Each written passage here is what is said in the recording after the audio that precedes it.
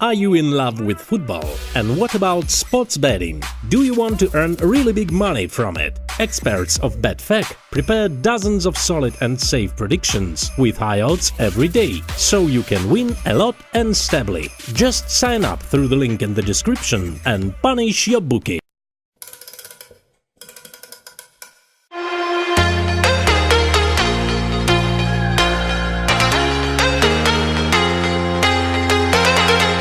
These are the results then from the quarter-finals that we know.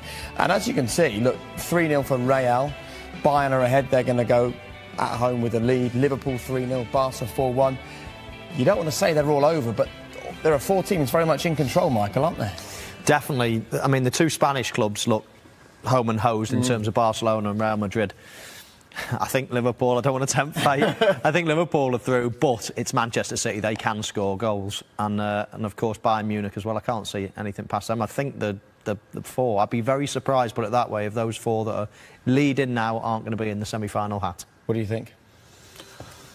Well, the Bayern one is over. 2 away goals against the Sevilla side. That's over. They're going to go back home. The one that's not over is Liverpool, Man City. You think so? It was close. It's close to being over. But if City score early, we saw there that great City team conceded an early goal, and they just, you know, not that you fold, but you wobble and you're 3-0 down after 30 minutes. That could easily happen to Liverpool at the Etihad, but they need an early goal. You think about how much they miss Sergio Aguero. But Liverpool score once and they need 5 goals. One away goal, it's over. Yeah. OK. Well, let's turn our attention back to this evening. There's lots to look at. We've had 5 goals in our game. Take a look at this one first of all. And you were picking up on the sort of midfield role here of Rakitic and little things that you sometimes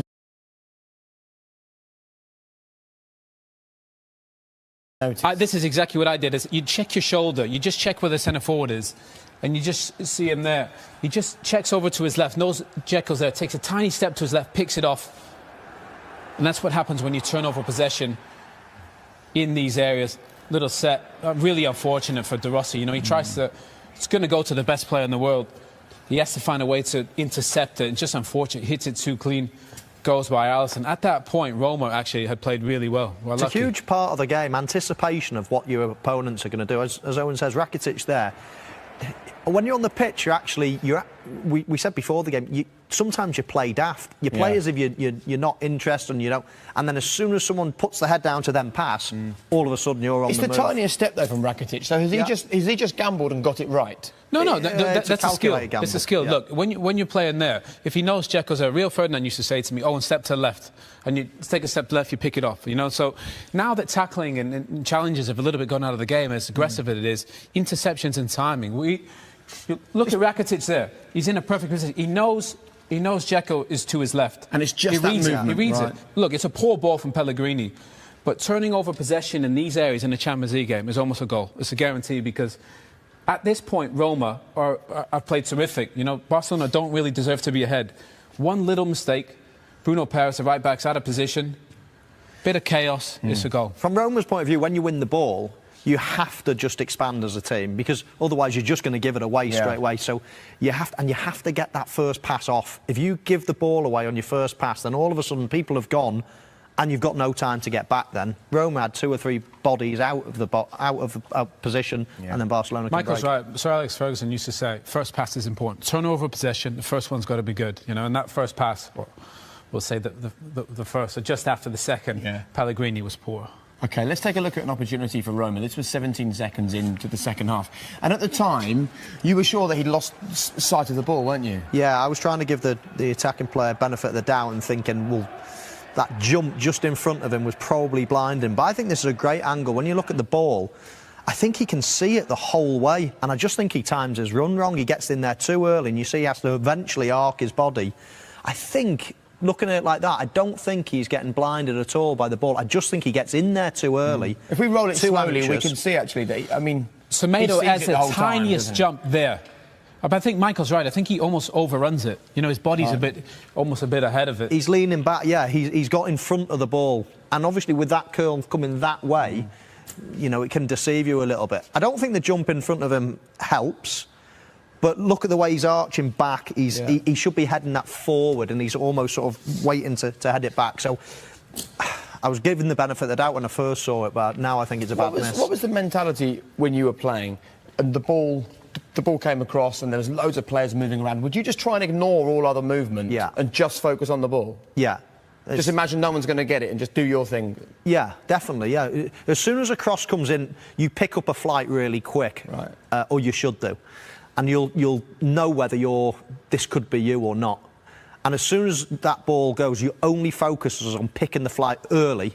You know, you have to pick the flight up early. And if it's in and around your area, then you can change your run. You might need to step in one or step out one. Listen, if it's a near post run, you're never going to get it if you're in the middle of the goal. But if it's a yard in front or a yard behind, you can then change your stride. Don't you think he picked up the flight initially? But I think maybe that change from Semedo where he jumps, you think it maybe just throws him off a tiny bit? And I think the bend on the ball... I think he's got the flight here. I think Michael's right. He's got it perfect. That late jump from Semedo there. Yeah, you see, maybe changes his timing. The ball really straightens up as soon as it comes in, and this is the best thing when you just look at his body shape. Watch that leg. So he's stopped there. Right. He's decelerating, and his body is just all wrong. He's trying to readjust, isn't he? Yeah. So one, he's decelerate, and then he still had to arc his body. So he's way in front of the ball. Right, OK, so there was the chance there for Roma. Let's have a look at what happened not too long after. 2-0 to Barcelona. And your issue here was with the corner. What was the problem? Look, if there's two out there, you got to get out there. Two players got to get there. They get there, but they're a little bit late. And then this time, the space that they vacated, now they're 2v2. This isn't a bad position. Now they're OK. But that space that Pellegrini's vacated, they're in there. Ball gets across, and it's a goal. Little things add up, Jake, in these big games. You got to get out there quicker. This, obviously, he's onside. You can see he's onside. Dzeko, Busquets is actually preventing Dzeko from getting in and cutting that channel ball out. I think, just going back to Owen's point, if you go and stick two players out there straight away, you just prevent the short corner. So you're just saying, right, you're knocking it in. But then, obviously, you've lost a couple of men from in the middle. Normally, you'd leave one out and one half and half just so he can get back in if the corner goes in. That's what they've done. It was all right. They've encouraged the short corner and they were in a decent position, but then it's poor. As soon as they get in a good position, people think it's over. Then the work starts. Then you've got to defend. People are not going to understand. We say the game's finished 4-1. Barcelona haven't been great. Yeah. 2 own goals, a goal from a centre-back. That's why they weren't really at their brilliant best. Michael made a good point. Suarez wasn't outrageous at his best. Messi wasn't really at his outstanding best. Iniesta. But still, this team can find a way to win a game 4-1, even though, like Bayern yesterday, they never really got out of third gear. OK, so 2-0. Let's take a look at 3-0. And as soon as we start this, if we just stop it there, your issue here, both of you actually spotted this straight away, and you were about as close to angry as the two of you get with the fullback. No, it's not angry, but the point is, look, you've got Kolarov up there, you've got Bruno Perez, that's the right back. That's your fullbacks at the Camp Nou. You know, in that first half, we showed those clips at half-time where they were compact. There was about 7, 8, 9 players at times. Look at this clip. If we just let it run on, these are your fullbacks. And there was so much effort down here. Well, Bruno Perez, he's not interested in getting back. Kolarov tries a little bit, but they just never really get back in. There's so much space. Piqué, for some reason, in open play, runs forward. And this is where your right-back should be. That's where Bruno Perez should be. Never gets back in. And the two centre-backs, they have to get all the way across. That leaves the space for Suarez. He recognises it, leaves it there. Really good save from Alisson. So unlucky. Falls to Piqué. Look at this as well, though. I mean, as Owen says, there's the 5. There was 8 or 9 in this position in the first half. Just mention, I know people will push this away because they've scored and everyone will think, oh, it's a great assist by Suarez. We mentioned how off his touch was today. Watch his first and his second touch was so poor, and he can't even get a proper shot off. What about ball from Messi, though? It's a great ball. Way too far up, so he has to take and then it's underneath the body as well. Yeah. He can't get enough power then. So his first touch is under his body. Normally, you'd want your first touch so you can strike.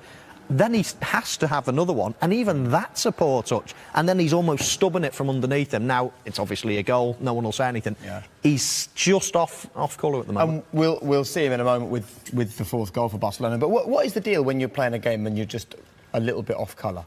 I used to find it a lot. When I came back from injury, I wasn't a quick starter straight away. I used to find a touch. And we're talking fractions, you know, just there, you're talking 3 inches and it's a perfect touch. Just under his body, needs another one. Again, just under his body.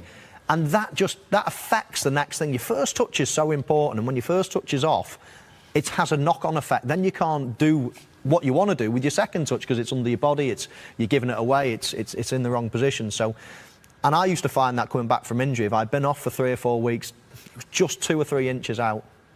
2 or 3 inches out round here. No, that's nowadays. That's nowadays for all of us. Ter Stegen had an important part to play tonight. We spoke about the importance of Alisson, but as Roma just started to turn the screw, he was there when he was needed. Well, look, he's brilliant with his feet, Ter Stegen. Little Cruyff there, but gives it away. But he does well. He gets back in, makes a really good save. And they did. You know, you have to say Roma, they did have some chances late on the game. They came, you know, they created a bit more, and they were unlucky maybe. I mean, that was a bit of a show save, really, from Ter Stegen. He is a terrific goalkeeper. Might be in goal for Germany at the World Cup with Neuer being injured. But credit Roma, you know, they had a response. Brilliant first touch. Michael's right. That first touch from Dzeko is perfect. Yeah, first touches are hard enough as they are. When you're holding someone off as well, it makes it twice as hard. You can see he's holding Alba off there with one arm, taking a touch, keeping the defender away. If he takes a touch on his right leg, he's too close to the defence, so he has to keep him away with one arm, keep distance with the touch as well, and then finish. It's a really, really good clinical goal. He was brilliant at that, Edin Dzeko. Because he's right-footed, everyone thinks he scores most of goals with his right, but actually, he opens out his body with his left foot wonderfully. He's a brilliant finisher with his left foot. Strong as well. Very strong. I think he's a really underrated player. You know, he suits the Premier League. He's perfect for it. I saw him at the game against Manchester City after the game. I said, you know, are you going to come back to the Premier League? It's perfect for you. What did he say? Well, if I wasn't so greedy, I would have been at Chelsea. Yeah, that was before all that happened. But no, he's perfect. But obviously, I think he's got a good thing there. Okay. So was it a no? It wasn't a no. No, it wasn't a clear no. So it was a yes. No, well, I'm open if it's good. It will be good. We'd like that. Right, final goal. We spoke about the fact that he was slightly off colour all evening, but as strikers do, he gets his goal, and it's pretty much the goal that puts the tie to bed, isn't it, Mike? It's actually the perfect... When you are not playing quite, you know, you don't really want to have to take a touch and things. When it just drops and you hit, you don't think about it. They're probably the best ones when you're in a little bit of a drought. He is scoring goals this year. Amazing stat that about his Champions League goals, who hasn't scored in over a year. But as I say, when you're not really firing on all cylinders, you just want one to drop that you don't have to think about, and you just strike. You know, the ball needs to be cleared, really, not taking a touch. That's just an instinct moment from him there, yeah? Yeah. Oh, yeah, the ball just drops and it's quick, and it is a great finish, but they're the ones that you want when you're not quite on top of your game. All right. I enjoyed that, talking about the midfield with a man who's won 2 Champions Leagues and strikers with a former Ballon d'Or winner. But